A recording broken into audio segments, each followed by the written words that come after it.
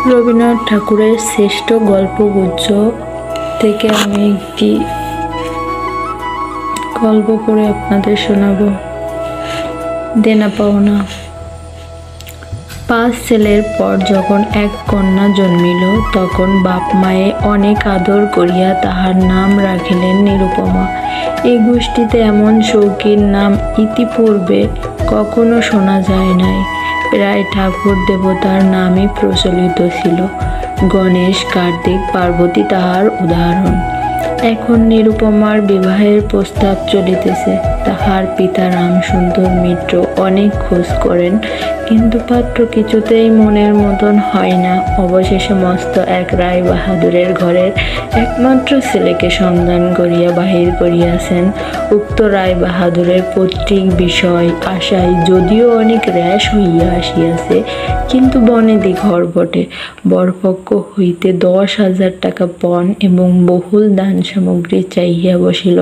রামসুন্দর কিছুমাত্র বিবেচনা না করিয়া তাহাতেই সম্মত হইলেন। এমন পাত্র কোনো মতে হাতছাড়া করা যায় না। কিছুতেই টাকার জোগাড় আর হয় না।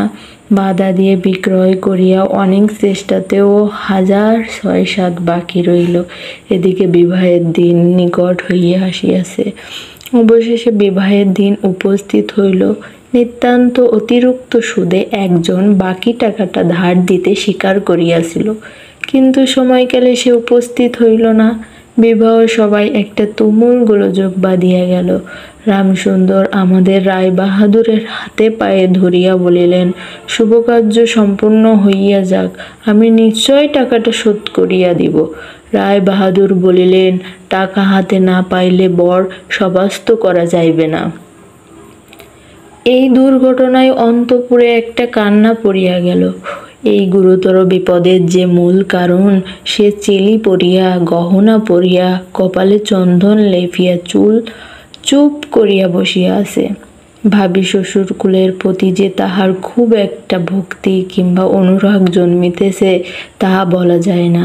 ইতিমধ্যে একটা সুবিধা হইল। বর সহসা তাহার পিতৃদেবের অবাধ্য হইয়া উঠিল।